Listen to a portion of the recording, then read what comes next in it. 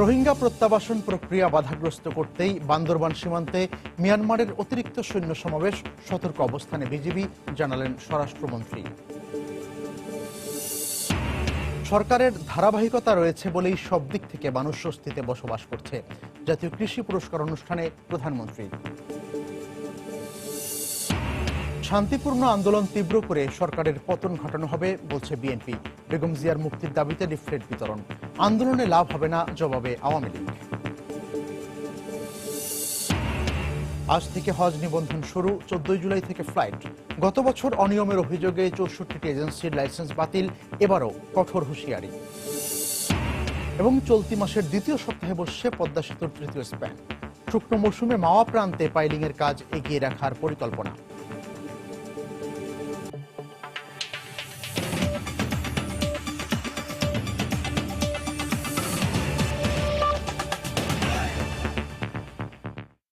সময় সংবাদের সঙ্গে আছি মিজানুর রহমান কবির। আগামীতে উন্নত বাংলাদেশ গড়তে কৃষি অন্যতম শক্তি হবে উল্লেখ করে প্রধানমন্ত্রী শেখ হাসিনা বলেছেন, খাদ্য উৎপাদনের পাশাপাশি প্রক্রিয়াজাতকরণেও গুরুত্ব দিতে হবে। সকালে রাজধানীর ওসমানী স্মৃতি মিলনায়তনে বঙ্গবন্ধু জাতীয় কৃষি পুরস্কার 1423 প্রদান অনুষ্ঠানে একথা বলেন তিনি। অনুষ্ঠানে কৃষিখাতে বিশেষ ভূমিকা রাখার জন্য 32 জনের হাতে পুরস্কার তুলে দেওয়া হয়। এ সময় প্রধানমন্ত্রী কৃষিখাতে গবেষণা বাড়ানোর আহ্বান জানান। বিএনপির সমালোচনা করে শেখ হাসিনা বলেন, সরকারের ধারাবাহিকতায় দেশের মানুষ স্বস্তিতে বাস করছে। কৃষি খাতের উন্নয়নে অনুপ্রেরণা যোগাতে দেশ স্বাধীনের পর 1973 সাল থেকে জাতীয় কৃষি পুরস্কারের প্রবর্তন হয়। প্রতি বছর দেশের সম্ভাবনাময় কৃষক ও কৃষি উদ্যোক্তাদের এই পুরস্কারে উৎসাহ দিয়ে আসছে সরকার। বৃহস্পতিবার রাজধানীর ওসমানী স্মৃতি মিলনায়তনে কৃষি ক্ষেত্রে অনন্য অবদানের স্বীকৃতি হিসেবে চলতি বছর ব্যক্তি ও প্রতিষ্ঠান পর্যায়ে 5 জনকে স্বর্ণপদক, 9 জনকে রৌপ্য পদক এবং 18 জনকে ব্রোঞ্জ পদকে ভূষিত করা হলো। প্রধানমন্ত্রী শেখ হাসিনা 32 জনের হাতে তুলে দেন কৃষি খাতের এই রাষ্ট্রীয় স্বীকৃতি। পুরস্কার প্রদান পর্ব শেষে অনুষ্ঠানে বক্তব্য রাখেন সরকার প্রধান শেখ হাসিনা। তিনি বলেন, আওয়ামী লীগ কৃষি খাতে যথাসময়ে গবেষণার উদ্যোগ নিয়েছিল বলেই দেশে খাদ্য নিরাপত্তা নিশ্চিত হয়েছে। উদ্যোগ নিতে বলেন খাদ্য প্রক্রিয়াজাতকরণেরও। আমরা প্রথম থোক বরাদ্দ দিয়ে গবেষণা শুরু করি, কারণ গবেষণা ছাড়া খাদ্য উৎপাদন বৃদ্ধি কখনো সম্ভব নয়। মৎস্য উৎপাদন, হাঁস, মুরগি, মাংস, সেগুলি আমরা প্রক্রিয়াজাত করে নিজস্ব বাজারও আমাদের সৃষ্টি হচ্ছে, আমরা বিদেশেও রপ্তানি করতে পারবো। কৃষি খাতে নিয়োজিত বিজ্ঞানীদের আরও বেশি গবেষণার তাগিদ দিয়ে প্রধানমন্ত্রী বিনিয়োগকারীদের খাদ্য প্রক্রিয়াজাতকরণ শিল্প গড়ে তোলার আহ্বান জানান। উল্লেখ করেন কৃষিবিদ্যার প্রাতিষ্ঠানিক শিক্ষার ওপরও অন্যান্য বিনিয়োগ তো হবে শিল্প কলকারখানা, সাথে সাথে কৃষি পণ্যগুলিকে প্রক্রিয়াজাত করার শিল্পও যেন তারা গড়ে তোলেন। কৃষিকাজে আমাদের শিক্ষার্থীরা যেন আন্তরিক হয় এবং তাদের একটা ব্যবহারিক শিক্ষা যেন থাকে। বিএনপির সমালোচনা করে শেখ হাসিনা বলেন, তাদের চিন্তাভাবনাতেই পিছিয়ে গেছে দেশ। সরকারের ধারাবাহিকতায় দেশের মানুষ স্বস্তিতে রয়েছে বলেও দাবি সরকার প্রধানের। আমার নিজের দেশে উৎপাদন বাড়াবো, নিজের দেশের মানুষের খাদ্য চাহিদা আমরা নিশ্চিত করব। অতীতে হয়তো যারা ক্ষমতায় ছিল তাদের চিন্তা ছিল যত আমদানি করতে পারবো আমার ব্যবসা বাড়বে, পকেটে কাঁচা টাকা আসবে। এছাড়া দেশের খাল, পুকুর সহ জলাশয়গুলো স্থানীয় সরকার প্রকৌশল অধিদপ্তরের মাধ্যমে খনন করে পানি ধারণ ক্ষমতা বাড়ানোর উদ্যোগ নেওয়া হয়েছে বলেও উল্লেখ করেন প্রধানমন্ত্রী। দেবাশিস রায়, সময় সংবাদ, ঢাকা। শান্তিপূর্ণ আন্দোলন তীব্র করে সরকার পতনের হুঁশিয়ারি দিয়েছে বিএনপি। দলটির শীর্ষ নেতারা বলেন, নির্দলীয় সরকারের অধীনে নির্বাচনের দাবি আদায় করে জনগণের সরকার প্রতিষ্ঠাই এখন বিএনপির প্রধান লক্ষ্য। বেগম জিয়ার মুক্তি দাবিতে রাজধানীতে আয়োজিত পৃথক অনুষ্ঠানে তারা এ মন্তব্য করেন।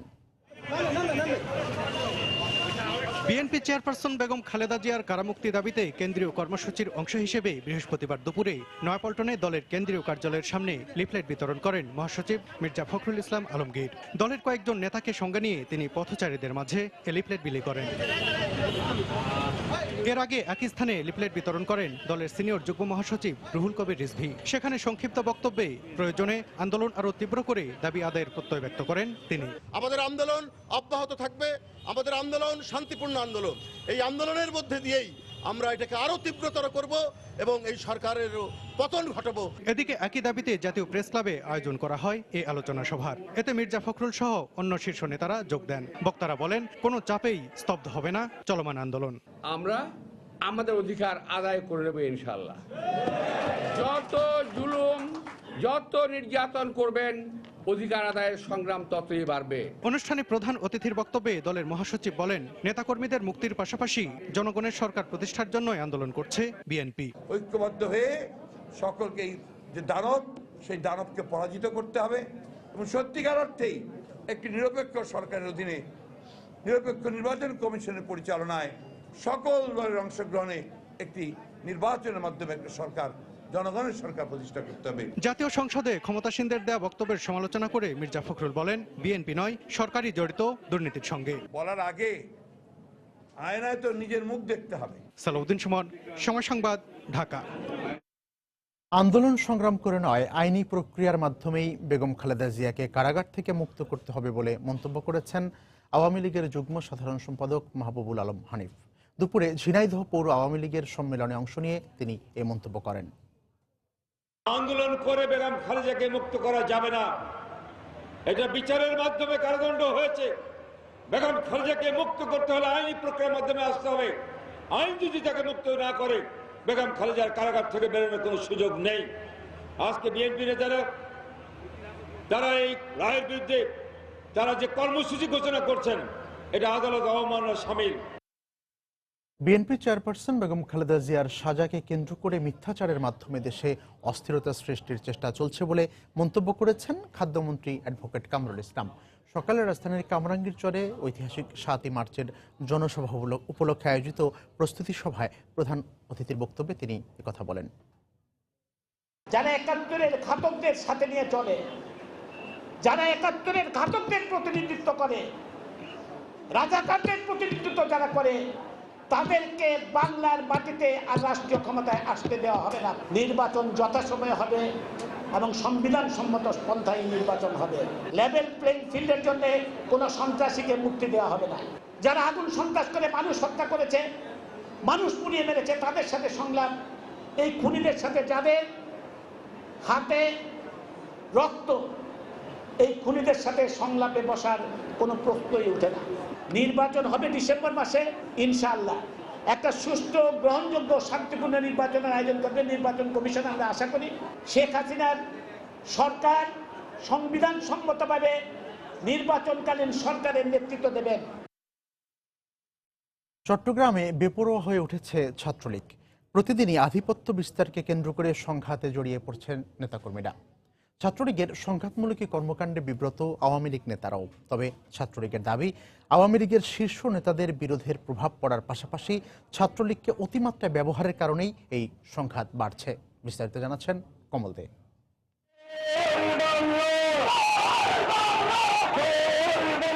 চট্টগ্রামে প্রায়শ ছাত্রলীগের নেতাকর্মীরা স্লোগান পাল্টা স্লোগান, হুড়ুহুড়ি ও চেয়ার ছুড়োছুড়ির মতো সংঘাতে জড়িয়ে পড়ছে। প্রয়াত নেতার শোক সভা থেকে সম্মেলন, কোনো কিছুই বাদ যাচ্ছে না সংঘাত থেকে। নগর আওয়ামী লীগের রাজনীতিতে প্রয়াত সাবেক মেয়র ও সভাপতি এবিএম মহিউদ্দিন চৌধুরী এবং বর্তমান মেয়র ও সাধারণ সম্পাদক আজম নাসিরের বিরোধ দীর্ঘদিনের। ছাত্রলীগের নেতাকর্মীদের মধ্যে রয়ে গেছে এ দুই নেতার বিরোধের রেশ। শেষেতে পুরো নগর ছাত্রলীগের রাজনীতি নানা গ্রুপ উপগ্রুপে বিভক্ত। যার জের ধরে গত সোমবার লালদিঘি ময়দানে সংঘর্ষের ঘটনা ঘটে। ছাত্রলীগের মধ্যে কোনো বিরোধ নেই। নগর আওয়ামী লীগের অতীতে যে রাজনীতির বিরোধ ছিল, সেই বিরোধটিকে আজকে কেন্দ্র করে দেখা যাচ্ছে পক্ষ বিপক্ষ সৃষ্টি হয়েছে। উত্তর জেলা আওয়ামী লীগের নতুন মেরুকরণ অনুযায়ী দলীয় পদ নিশ্চিত করতে মঙ্গলবার ইঞ্জিনিয়ার্স ইনস্টিটিউটে অনুষ্ঠিত সম্মেলনে বিরোধে জড়িয়ে পড়ে উত্তর জেলা ছাত্রলীগের নেতাকর্মীরা। গণপূর্ত মন্ত্রী ও আওয়ামী লীগের প্রেসিডিয়াম সদস্য ইঞ্জিনিয়ার মোশাররফ হোসেনের উপস্থিতিতে সংঘাতে লিপ্ত হয় তারা। যারা মনে করছে হয়তো পদবঞ্চিত হবে বা প্রেসিডেন্ট সেক্রেটারি ভোট হলে হতে পারবে না, পরাজিত হবে, এই পরাজয় থেকে মেনে না নেওয়ার জন্য তারা এই ঘটনা ঘটিয়েছে। আর চট্টগ্রাম বিশ্ববিদ্যালয়ে ছাত্রলীগের বিরোধ মীমাংসা করতে না পেরে শেষ পর্যন্ত কমিটিই বিলুপ্ত করা হয়। বরং কমিটি বিলুপ্তির পর চট্টগ্রাম বিশ্ববিদ্যালয়ের ছাত্রলীগ আরও বেশি বেপরোয়া হয়ে প্রক্টর অফিস সহ বিশ্ববিদ্যালয়ে তাণ্ডব চালিয়েছে। ছাত্রলীগের যদি কেউ করে থাকে, যেহেতু আমাদের কমিটি নেই, তাদের বিরুদ্ধে প্রশাসনিক ব্যবস্থা নেওয়া হোক। এবং ইতিমধ্যে আপনারা দেখেছেন যে চট্টগ্রাম বিশ্ববিদ্যালয় কর্তৃপক্ষ তাদের বিরুদ্ধে ব্যবস্থা নিয়েছেন। ছাত্রলীগের ধারাবাহিক সংঘাতে বিব্রত আওয়ামী লীগ নেতারা। আদর্শহীন রাজনীতি চর্চার কারণে ছাত্রলীগ বারবার সংঘাতে জড়াচ্ছে বলে অভিযোগ তাদের। এইভাবে চলতে পারে না, এটা চলা উচিত নয়। এগুলো যত দ্রুত সম্ভব আমাদের থামাতে হবে এবং থামাতে পারলে আমি মনে করি রাজনীতি উপকৃত হবে। তারা রাজনীতির যে মূল আদর্শিক যে স্ট্রিম সেটা তারা বুঝতে পারতেছে না। কোনো আওয়ামী লীগ নেতা কি বলছে তোমরা মারামারি করো, এটা তো শোকসভা, তারাই তো করলো। গত কয়েক বছর ধরে বৃহত্তর চট্টগ্রামে ছাত্রলীগ নেতারা একাধিকবার বিরোধে জড়ানো এখন পর্যন্ত সাংগঠনিকভাবে কোনো শাস্তিমূলক ব্যবস্থা নেওয়া হয়নি। কমল দে, সময় সংবাদ, চট্টগ্রাম। পদ্মা সেতু নির্মাণ কাজের অগ্রগতি নিয়ে প্রতি মাসের 1 তারিখে আমরা বিশেষ রিপোর্ট প্রচার করে থাকি। এর ধারাবাহিকতায় আজ থাকছে তৃতীয় স্প্যান বসানোর বিষয়ে একটি রিপোর্ট। চলতি মাসের দ্বিতীয় সপ্তাহে বসছে পদ্মা সেতুর তৃতীয় স্প্যান। নদীতে নিয়ে যাওয়ার আগে ইয়ার্ড স্প্যান রং করা সহ সব প্রস্তুতি প্রায় সম্পূর্ণ হয়েছে। এদিকে শুকনো মৌসুমের সুবিধা কাজে লাগাতে চলতি বছরের জুন মাসের মধ্যে মাওয়া প্রান্তের পাইলিংয়ের কাজ এগিয়ে রাখতে চান প্রকল্প সংশ্লিষ্টরা। প্রকল্প এলাকা ঘুরে এসে এহসান জুয়েলের রিপোর্ট আর ছবি তুলেছেন সাইফুল ইসলাম। সেতুর উপর থেকে এমনই দেখাবে পদ্মা নদী। কোটি মানুষের স্বপ্ন বুকে নিয়ে যে সেতুর নির্মাণ শুরু, সেখানে এখন পর্যন্ত অর্জনের খাতায় যোগ হয়েছে 2টি স্প্যান। এরকম 41টি স্প্যান জোড়া দিয়ে 6.15 কিলোমিটারের পুরো সেতু যখন হবে, পাখির চোখে তার এক টুকরো ছবি দৃশ্যমান। এখন নদীতে আপাতত 2টি স্প্যান উজ্জ্বল হয়ে আছে পদ্মা সেতুর বিজ্ঞাপন হিসেবে। পানি থেকে 120 ফুটের বেশি উচ্চতায় বসানো হচ্ছে এক একটি স্প্যান। 13 মিটার উচ্চতার এই স্প্যানের নিচের অংশে চলবে ট্রেন আর উপরের অংশে মোটর গাড়ি। এক একটি স্প্যানের উপরে 3075টি স্ল্যাব বসিয়ে তৈরি হবে 22 মিটার প্রস্থের 4 লেনের সড়ক। প্রথম স্প্যানটি বসানোর পর দ্বিতীয় স্প্যান বসাতে সময় লেগেছে প্রায় 4 মাস। সেই অভিজ্ঞতা কাজে লাগিয়ে এবার তৃতীয় স্প্যানটি বসানো হবে 1.5 মাসের মাথায়। আমাদের স্প্যানের রং করা থেকে শুরু করে এভরিথিং রেডি। এখন আমরা নিয়ে যাব ওই পারে, আমাদের কিছু আনুষঙ্গিক কাজ ওখানে আছে, সেগুলো করবে। 10 তারিখের মধ্যে ইনশাল্লাহ উঠবে, এইভাবে আমরা কাজ করছি। চীন থেকে আনা ছোট টুকরোগুলোকে জোড়া লাগিয়ে তৃতীয় স্প্যান চূড়ান্ত করতে সময় লেগেছে প্রায় 4 মাস। 2-1 দিনের মধ্যেই 3200 টন ওজনের স্প্যানটি নিয়ে যাওয়া শুরু হবে প্রায় 6 কিলোমিটার দূরের জাজিরা প্রান্তে। স্প্যান তোলার কাজ জাজিরা প্রান্তে হলেও তীব্র স্রোত এবং নকশা জটিলতার কারণে বেশ পিছিয়ে আছে মাওয়া প্রান্তের কাজ। তবে শুকনো মৌসুমের সুবিধা পেতে এই প্রান্তেও এখন কাজে গতি আনা হচ্ছে। মেইন চ্যানেল যেটা মাওয়ার দিকে, এটায় বর্ষার সময় কাজ করা সম্ভব না, মানে কারেন্ট এত বেশি থাকে, প্লাস এখানে পরিবেশগত কিছু আছে রেস্ট্রিকশন। আগামী কয়েক মাসের ভিতরে এই কয়েকটা খুঁটি আমার পাইল বসাতে হবে। প্রতিটি পিলারে 6টি করে মোট 252টি পাইল বা খুঁটির মধ্যে বসানো হয়েছে 115টি। বর্তমানে 3টি হ্যামার পুরো সক্রিয় থাকায় প্রতি 2 দিনে একটি করে খুঁটি বসানো সম্ভব হচ্ছে। পদ্মা সেতুর যে 2টি স্প্যান বসে গিয়েছে, আমরা এখন দাঁড়িয়ে আছি সে 2টি স্প্যানের একেবারে চূড়োয়, পানি থেকে প্রায় 20 তলা ভবনের উচ্চতায়। সেতুর 37 এবং 38 নম্বর পিলারের মধ্যে প্রথম স্প্যানটি এবং এরপর 38 ও 39 নম্বর পিলারের মধ্যে বসে গিয়েছে দ্বিতীয় স্প্যানটি। আর চলতি মাসের মধ্যে 39 ও 40 নম্বর পিলারের উপর তৃতীয় স্প্যানটি বসিয়ে দেওয়া সম্ভব হলেই দৃশ্যমান হয়ে উঠবে 450 মিটার দৈর্ঘ্যের পদ্মা সেতু। এহসান জুয়েল, সময় সংবাদ, জাজিরা, শরীয়তপুর। গত বছর হজ ব্যবস্থাপনায় অনিয়মের অভিযোগে 64টি এজেন্সির লাইসেন্স বাতিল এবং 17টি এজেন্সির লাইসেন্স স্থগিত করেছে সরকার। চলতি বছরের হজ নিবন্ধন কার্যক্রমের উদ্বোধনের সময় এই তথ্য জানান ধর্মমন্ত্রী অধ্যক্ষ মতিউর রহমান। এ সময় জানানো হয় আগামী 14 জুলাই শুরু হবে হজ ফ্লাইট।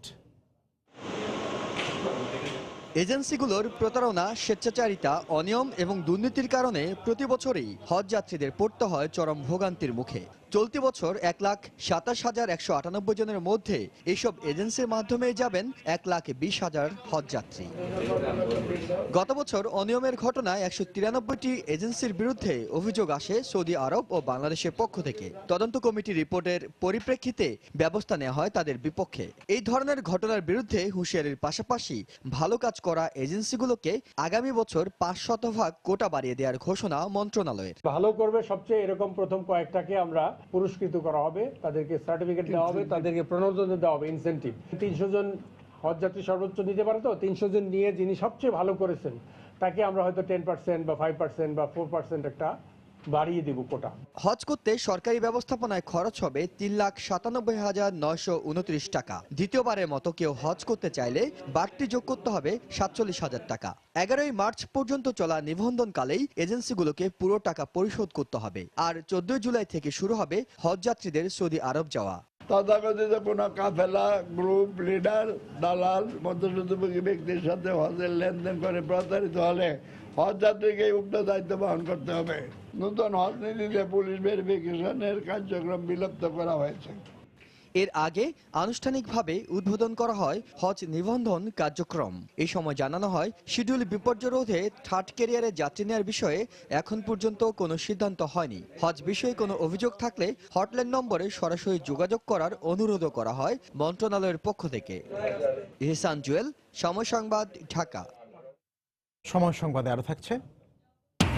রাজধানীর লক্ষ্মীবাজারে ছুরিকাঘাতে কলেজ ছাত্রের মৃত্যু, প্রেম ঘটিত বিরোধের জের বলছে নিহতের বন্ধুরা।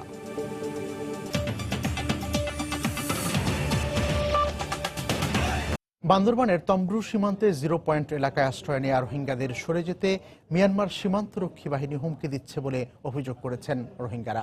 একই সাথে সীমান্ত এলাকায় দেশটির অতিরিক্ত সৈন্য মোতায়েন করা হয়েছে বলে জানিয়েছে বিজিবি। তবে বাংলাদেশ সীমান্তে বিজিবি সতর্ক অবস্থায় রয়েছে বলে জানিয়েছেন স্বরাষ্ট্রমন্ত্রী আসাদুজ্জামান খান কামাল। সুজাউদ্দিন রুবেলের তথ্য, মোহাম্মদ ফরাজের ছবিতে ডেস্ক রিপোর্ট। বৃহস্পতিবার সকালে বান্দরবানের নাইক্ষ্যংছড়ি উপজেলার তম্ব্রু সীমান্তের 0 পয়েন্ট এলাকায় আশ্রয় নেওয়া রোহিঙ্গাদের সরে যেতে মিয়ানমার বাহিনী হুমকি দিচ্ছে বলে অভিযোগ করেন রোহিঙ্গারা। শূন্য রেখায় কাঁটাতারের বেড়া ঘেঁষে অবস্থান নিয়ে মিয়ানমার সেনাবাহিনী দফায় দফায় মাইকিং করে রোহিঙ্গাদের সরে যেতে কড়া নির্দেশ দেয়। এতে অবস্থানরত রোহিঙ্গাদের মাঝে আতঙ্ক ছড়িয়ে পড়ে। বর্ডার এলাকায় ভারী অস্ত্র মোতায়েন, সৈন্য সমাবেশ করা, এগুলো বর্ডার নর্মসের বাইরে। আমরা এটা গভীরভাবে পর্যবেক্ষণ করছি, সতর্ক অবস্থানে আছি। যে কোনো ধরনের পরিস্থিতি হলে বিজিবি সবসময় দেশ মাতৃকাত্মদের নিবেদিত প্রাণ থেকে তাদের যে দায়িত্ব এবং কর্তব্যতা পালন করবে। আমরা তাদেরকে ফ্ল্যাগ মিটিংয়ের জন্য আহ্বান করেছি, অবশ্যই তারা ফ্ল্যাগ মিটিংয়ের জবাব দিবে আমরা আশা করি, এবং অতি শীঘ্রই ফ্ল্যাগ মিটিংয়ের মাধ্যমে এটা সম্পন্ন করা হবে। রাখাইনে রোহিঙ্গা প্রত্যাবাসন প্রক্রিয়া বাধাগ্রস্ত করতেই তম্ব্রু সীমান্তে মিয়ানমারের অতিরিক্ত সৈন্য সমাবেশ করা হয়েছে। তবে বিজিবি সতর্ক রয়েছে বলে জানিয়েছেন স্বরাষ্ট্রমন্ত্রী আসাদুজ্জামান খান কামাল। কেন এখানে অহেতুক এই সমরাস্ত্র প্রদর্শন করছেন সেটা জানার চেষ্টা করেছেন বিজিবি ডিজি মহোদয়। আমাদের বিজিবি আমাদের সবাই অত্যন্ত সতর্ক রয়েছে। আমাদের এখানে আসলে তারা আমাদের এলাকায় তাদের ঢুকতে দেওয়া হবে না। গত বছরের 25শে আগস্ট মিয়ানমারের সহিংসতার পর বান্দরবানের তম্ব্রু সীমান্তের 0 পয়েন্ট এলাকায় আশ্রয় নেয় অন্তত 7,000 রোহিঙ্গা। সময় সংবাদ, বান্দরবান। অস্ত্র মামলায় ফেনীর সংসদ সদস্য নিজাম হাজারী সাজা কম খেটে জেল থেকে বের হয়েছেন, তা বিস্তারিত তদন্ত প্রয়োজন। মামলার কাগজপত্র পর্যালোচনা করে আদালত বলেন, হাজারীর সাজা পুরোপুরি খাটা না খাটার বিষয়টি অস্পষ্ট। এমন পর্যবেক্ষণ দিয়ে তার এমপি পদ বৈধ ঘোষণা করেছেন হাইকোর্ট। বৃহস্পতিবার হাইকোর্টের একক বেঞ্চ এই রায় দেন। এর আগে হাজারীর এমপি পদের বৈধতা চ্যালেঞ্জ করে করা রিট শুনানি করতে বিব্রত হন হাইকোর্টের 8টি বেঞ্চ। রায়ের বিরুদ্ধে সর্বোচ্চ আদালতে আপিল করার কথা জানিয়েছেন রিটকারী। অস্ত্র মামলায় 2000 সালে ফেনীর সংসদ সদস্য নিজাম হাজারীর 10 বছরের কারাদণ্ড হয়, যে রায় উচ্চ আদালতেও বহাল থাকে। রিটকারীর আইনজীবীর দাবি 10 বছরের সাজার মধ্যে 2 বছর 6 মাস 16 দিন সাজা কম খেটেই জালিয়াতি করে জেল থেকে বের হন নিজাম হাজারী। তিনি সাজা পুরোপুরি খাটলে 2014 সালের 5 জানুয়ারির নির্বাচনে অংশ নিতে পারতেন না, কারণ সংবিধান অনুযায়ী সাজা খাটার 5 বছর পর নির্বাচনে অংশ নেওয়ার বিধান রয়েছে। এ বিষয়ে স্থানীয় এক যুবলীগ নেতা হাইকোর্টে রিট করেন। রিটের শুনানি করতে বিব্রত হয় হাইকোর্টের 8টি বেঞ্চ। একটি বেঞ্চ রিট শুনানি করলেও আদেশ আসে বিভক্ত। বৃহস্পতিবার তৃতীয় একক বেঞ্চ হাজারীর এমপি পদ বৈধ ঘোষণা করে রায় দেন, যদিও তার সাজা খাটা নিয়ে নিবিড় তদন্তের প্রয়োজন রয়েছে বলে মত দেন আদালত। রিট জুরিসডিকশন এইটাতে বিচার করা সম্ভব না, এটা ইনভেস্টিগেশনের দরকার যদি এই সমস্ত অভিযোগ হয় এবং সাক্ষী শপথ নিতে হবে। এই কারণে উনি রোলটাকে ডিসচার্জ করে দিয়েছেন। এর রায়ের বিরুদ্ধে সর্বোচ্চ আদালতে আপিল করার কথা জানিয়েছেন রিটকারীর আইনজীবী। দৈনিক কিছু জাতীয় পত্রিকায় অগ্রিম রায় বিষয়ে কিছু প্রতিবেদন প্রকাশিত হয়েছে, সে কারণে তিনি সংক্ষুব্ধ এবং তিনি এই রায়ের বিরোধিতা করে উচ্চ আদালতে আপিল করবেন। এর আগে বৃহস্পতিবার সকালে রায় ঘোষণার 2 দিন আগ থেকেই হাজারের সমর্থকরা ফেনীতে আনন্দ মিছিল করছে। গণমাধ্যমে প্রকাশিত এমন প্রতিবেদন প্রধান বিচারপতির দৃষ্টি আকর্ষণ করেন রিটকারী। পরে এ বিষয়ে রিটকারীকে আশ্বস্ত করেন প্রধান বিচারপতি। আফজাল হোসেন, সময় সংবাদ, ঢাকা। পশ্চিম আফ্রিকার দেশ মালিতে বোমা বিস্ফোরণে নিহত 4 বাংলাদেশি সেনা সদস্যের বাড়িতে চলছে শোকের মাতম। নিহতদের পরিবারকে পুনর্বাসন ও সরকারি সহায়তার দাবি জানিয়েছেন এলাকাবাসী। উদ্বেগ ও উৎকণ্ঠায় রয়েছেন আহত অপর 4 সেনা সদস্যের স্বজনরা। এদিকে শান্তিরক্ষীদের উপর হামলার ঘটনায় ক্ষোভ প্রকাশ করে নিহতদের পরিবারের প্রতি সমবেদনা জানিয়েছে জাতিসংঘ। বিস্তারিত ডেস্ক রিপোর্টে। বৃহস্পতিবার সকালে মৃত্যুর খবর পৌঁছানোর পর চাঁপাইনবাবগঞ্জের খাইসাপাড়ার সেনা সদস্য জামাল উদ্দিনের গ্রামের বাড়িতে ভিড় করেন আত্মীয় স্বজনরা। স্বামীর মৃত্যুতে বারবার মূর্ছা যাচ্ছেন স্ত্রী ফাহিমা আক্তার। 5 বছরের ছেলের ভবিষ্যৎ নিয়ে চিন্তিত হয়ে পড়েছেন তিনি। বললো যে দুলাভাই খালি বললো জামাল নাই, তাতে আমি অজ্ঞানে পড়ে গেছি। তারপরে কি হচ্ছে না হচ্ছে আমি কিছু বলতে পারবো না। নিহত অপর সেনা সদস্য আবুল কালামের গ্রামের বাড়ি পিরোজপুরের নাজিরপুরে চলছে শোকের মাতম। তার মৃত্যুর খবর পৌঁছার পরই উপজেলার উত্তর কলার দোয়াইনিয়ায় নেমে আসে শোকের ছায়া। কান্নায় ভেঙে পড়েন স্বজনরা। একটা ছেলে, একটু আর বড় একটা ভঙ্গু, এরা কিভাবে চলবে জানি না। প্রধানমন্ত্রী সহ সরকারের কর্তৃপক্ষের কাছে আমার দাবি জন্য তারা এই পরিবারের প্রতি দৃষ্টি রাখেন। এদিকে আহত সেনা সদস্য রাশিদুজ্জামান রাশিদের গ্রামের বাড়ি কুড়িগ্রামের মধুপুরে সকাল থেকে মানুষের ভিড়। একমাত্র উপার্জনক্ষম ছেলের সবশেষ শারীরিক অবস্থা নিয়ে উদ্বেগ উৎকণ্ঠায় মা। আন্তঃবাহিনী জনসংযোগ পরিদপ্তর আইএসপিআর জানায়, বুধবার দুপুর 2:30টার দিকে মালির দোয়েঞ্জা এলাকায় রাস্তার পাশে পুঁতে রাখা বোমা বিস্ফোরিত হয়। এতে জাতিসংঘ শান্তিরক্ষা বাহিনীর একটি টহল গাড়িতে থাকা বাংলাদেশ সেনাবাহিনীর 4 সদস্য নিহত হন। বিস্ফোরণে আহত অপর 4 জনকে স্থানীয় হাসপাতালে ভর্তি করা হয়। ফারিয়া ফারজানা, সময় সংবাদ। দেখছেন সময় সংবাদ।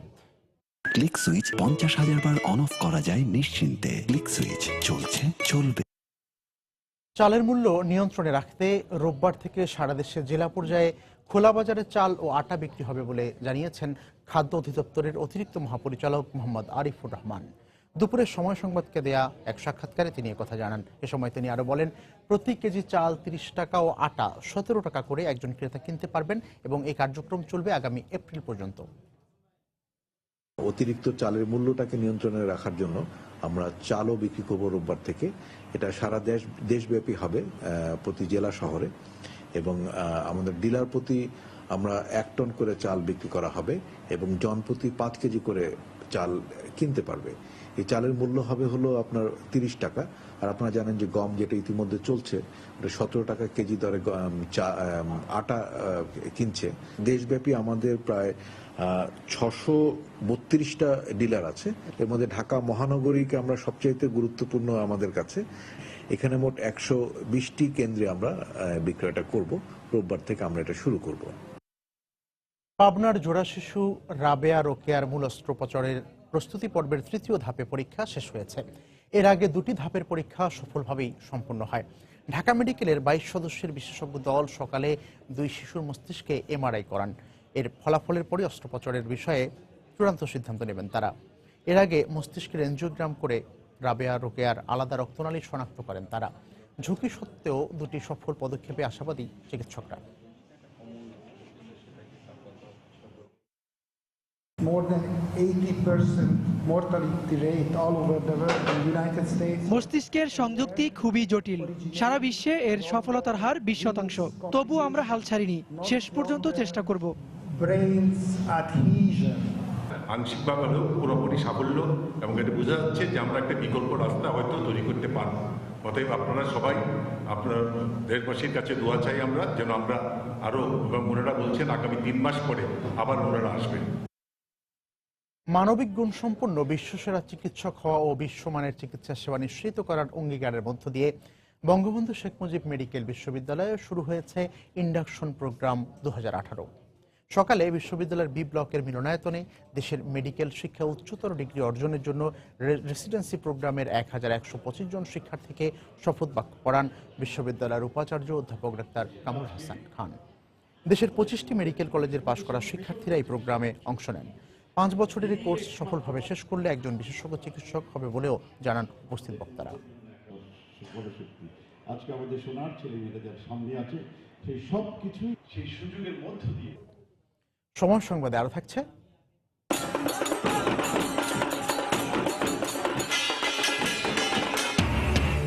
আবির রং মেখে চলছে হিন্দু সম্প্রদায়ের অন্যতম উৎসব দোল পূর্ণিমা উদযাপন। বিভিন্ন মন্দিরে চলছে পূজা অর্চনা।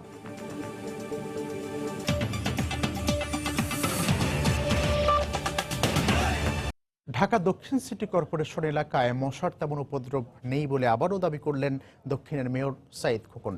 যেসব এলাকায় একটু বেশি মশা রয়েছে, সবার সম্মিলিত প্রচেষ্টায় সেইটাও নির্মূল সম্ভব বলেও জানান তিনি। দুপুরে রাজধানীর পরিবাগ এলাকায় জনতার মুখোমুখি জনপ্রতিনিধি অনুষ্ঠান শেষে তিনি কথা বলেন। এ সময় মেয়র বলেন, সবাই নিজ নিজ বাসাবাড়ি, আশপাশের এলাকা, ফুলের টপসহ যেসব জায়গায় পানি জমে তা পরিষ্কার রাখলে গতবারের যে চিকুনগুনিয়ার প্রকোপ বেড়েছিল তা নিয়ন্ত্রণ করা সম্ভব। ঢাকা দক্ষিণ সিটি কর্পোরেশন এলাকার বেদখল পার্কগুলো উদ্ধার করা হচ্ছে। নতুন আরো 31টি পার্ক ও মাঠ প্রস্তুত করা হচ্ছে বলেও জানান ঢাকা দক্ষিণের মেয়র। কিছু কিছু জায়গাতে সমস্যা রয়েছে, যে সমস্ত জায়গায় একটু ঝোপঝাড় রয়েছে সেখানে কিছুটা সমস্যা রয়েছে। তবে সার্বিকভাবে ঢাকা দক্ষিণ সিটি কর্পোরেশন এলাকায় মশার উপদ্রব নিয়ন্ত্রণে আছে।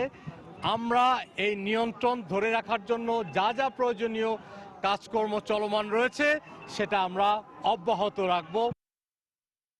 সিলেটে অবৈধভাবে পাথর উত্তোলনের সময় মাটি চাপায় নিখোঁজ 2 শ্রমিকের লাশ উদ্ধার করেছে পুলিশ। এ নিয়ে নিহতের সংখ্যা দাঁড়ালো 3 জনে। গতরাতে ফায়ার সার্ভিসের সহায়তায় নিখোঁজ জহির ও আফাজের লাশ উদ্ধার করা হয়।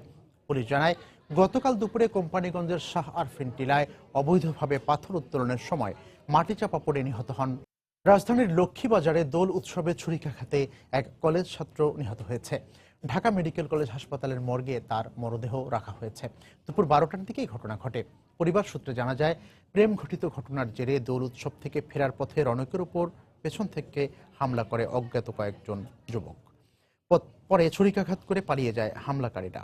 গুরুতর অবস্থায় রনককে স্থানীয় একটি ক্লিনিকে ভর্তি করা হয়। এরপর তাকে ঢাকা মেডিকেলে স্থানান্তর করা হলে চিকিৎসাধীন অবস্থায় তার মৃত্যু হয়।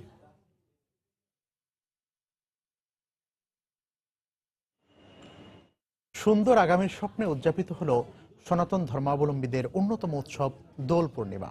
নাম কীর্তন, পূজা অর্চনা, আবির খেলা, দোলযাত্রা, প্রসাদ বিতরণ সহ নানা আয়োজনে মেতে ওঠে সবাই। সাম্প্রদায়িক অপশক্তি বিনাশ হয়ে সম্প্রীতির বন্ধনে এগিয়ে যাওয়ার কথা জানিয়েছেন উৎসবে অংশগ্রহণকারীরা। ভগবানের পদতলে আবিরের ছোঁয়া। বৃন্দাবনে রাধিকার সাথে আবির খেলায় মেতেছিলেন ভগবান শ্রীকৃষ্ণ। সেই স্মৃতি মনে করে তার ভক্তদের হোলির রঙে মেতে ওঠা। বৃহস্পতিবার সকাল 8:30টায় শ্রী শ্রী ঢাকেশ্বরী জাতীয় মন্দিরে পূজা ও নাম কীর্তনের মধ্য দিয়ে শুরু হয় এবারের দোল উৎসব। এ যেন ভক্তি ভরে হরিনাম সংকীর্তনে স্রষ্টাকে খুঁজে পাবার চেষ্টা। হোলির যে আজকের রং, এই রঙে যাতে সবার মনকে রাঙিয়ে দেয় এবং সবাই মিলে আমরা সবাই ভালো থাকি এবং শান্তিতে থাকি। সবাই যে রং খেলছে এটা খুব ভালো লাগছে। সবাই মিলে আবির খেলতেছি। আমি আসলে অনেক ভালো এনজয় করছি আর আমার এখানে অনেক ভালো লাগছে। দিন যত যাচ্ছে দোলের উৎসব পাচ্ছে ব্যাপকতা, হয়ে উঠছে সার্বজনীন। তারা জানান, নিকট অতীতে দেশে ঘটে যাওয়া সাম্প্রদায়িক সংঘাত উৎসব পালনে কোনো বাধা হতে পারবে না। আমরা সবসময় চাই যে আমাদের দেশটা একটা সাম্প্রদায়িক মুক্ত দেশ হোক, শান্তি থাকবে, সম্প্রীতি থাকবে, প্রত্যেকেরই আলাদা আলাদা বিশ্বাস থাকবে, কিন্তু সেটা থাকবে শান্তিপূর্ণভাবে। সবাই এসেছে, আমার ফ্রেন্ডরা এসেছে ওদেরকে আরো উৎসাহিত করার জন্য, ওদের আনন্দটা আরো বেশি বাড়িয়ে দেওয়ার জন্য।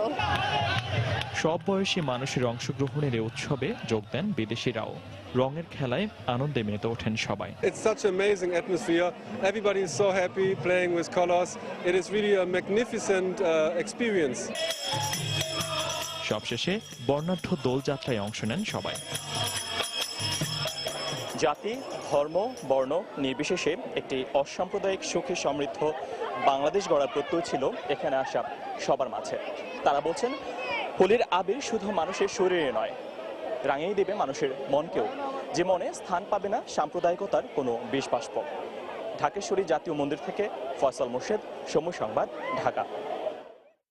ভারতে বিভিন্ন প্রদেশের মতো পশ্চিমবঙ্গেও নানা আয়োজনে উদযাপন করা হচ্ছে দোল উৎসব। স্থানীয় ভাষায় এটি পরিচিত হোলি উৎসব হিসেবে।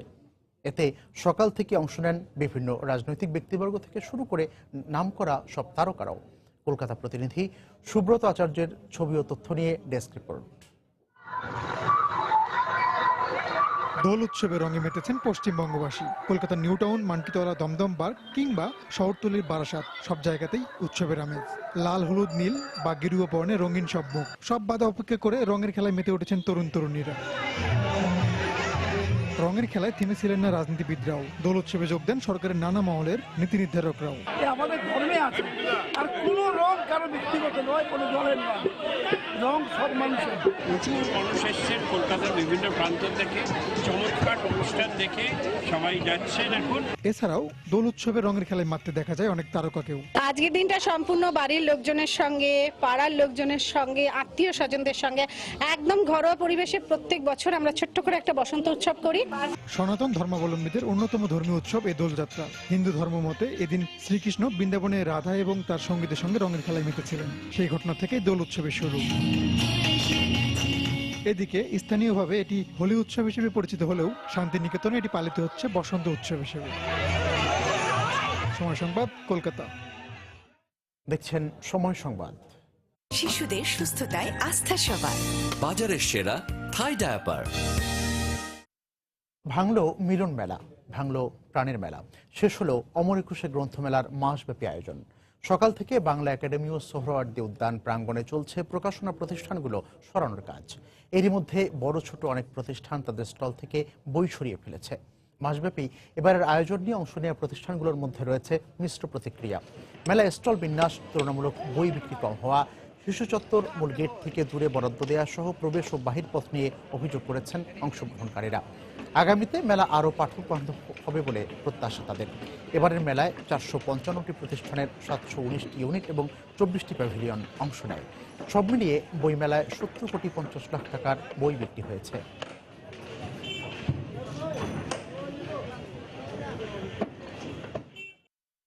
অন্যান্যবারের চেয়ে এবারে মেলাটা ভিন্ন ধরনের ছিল, এলাকাটা বড় ছিল, মানুষ ঘুরে ফিরে শান্তি হয়েছে। পাঠকদের স্টল বের করা কোনো সমস্যা ছিল বড় ধরনের। তারা যদি A block, B block, C block করতো তাহলে পাঠকের ভোগান্তি হতো না। শিশু চত্বরটা গেটের সামনে চলে যায়, কারণ বাচ্চারা এত দূর হেঁটে আসাটা কষ্টকর হয়ে যায়। সিরিয়াল নাম্বারটা আমি ঠিক মতো পাইনি খুঁজে। মূলধারার প্রকাশক তারা দেখা যায় যে বিভিন্ন জায়গায় পড়েছে এবং ভালো জায়গায় পড়ে নাই, যার পরিপ্রেক্ষিতে দেখা যায় তাদের বিক্রি কম হয়েছে। এ পর্যায়ে শীর্ষ সংবাদ জানিয়ে দিচ্ছি আরেকবার। রোহিঙ্গা প্রত্যাবাসন প্রক্রিয়া বাধাগ্রস্ত করতেই বান্দরবান সীমান্তে মিয়ানমারের অতিরিক্ত সৈন্য সমাবেশ। সতর্ক অবস্থানে বিজিবি, জানালেন স্বরাষ্ট্রমন্ত্রী। সরকারের ধারাবাহিকতা রয়েছে বলেই সব দিক থেকে মানুষ স্বস্তিতে বসবাস করছে, জাতীয় কৃষি পুরস্কার অনুষ্ঠানে প্রধানমন্ত্রী। শান্তিপূর্ণ আন্দোলন তীব্র করে সরকারের পতন ঘটানো হবে বলছে বিএনপি। বেগম জিয়ার মুক্তির দাবিতে লিফলেট বিতরণ। আন্দোলনে লাভ হবে না, জবাবে আওয়ামী লীগ। চলতি মাসের দ্বিতীয় সপ্তাহে বসছে পদ্মা সেতুর তৃতীয় স্প্যান। শুকনো মৌসুমে মাওয়া প্রান্তে পাইলিংয়ের কাজ এগিয়ে রাখার পরিকল্পনা। এবং আজ থেকে হজ নিবন্ধন শুরু, 14 জুলাই থেকে ফ্লাইট। গত বছর অনিয়মের অভিযোগে 64টি এজেন্সির লাইসেন্স বাতিল, এবারও কঠোর হুঁশিয়ারি। এই ছিল এখনকার মতো। যে কোনো খবর পেতে ভিজিট করুন সময়নিউজ.tv। যে কোনো বাংলা লিঙ্ক রবি নম্বর থেকে সময় সংবাদের খবর, অনুষ্ঠান সম্পর্কে জানতে এবং যে কোনো তথ্য সময় সংবাদকে জানাতে ডায়াল করুন 16242 নম্বরে। এছাড়া এইমাত্র পাওয়া খবর মোবাইলে পেতে SMS করুন *BN লিখে পাঠিয়ে দিন 16242 নম্বরে। সঙ্গে থাকুন সময়ের।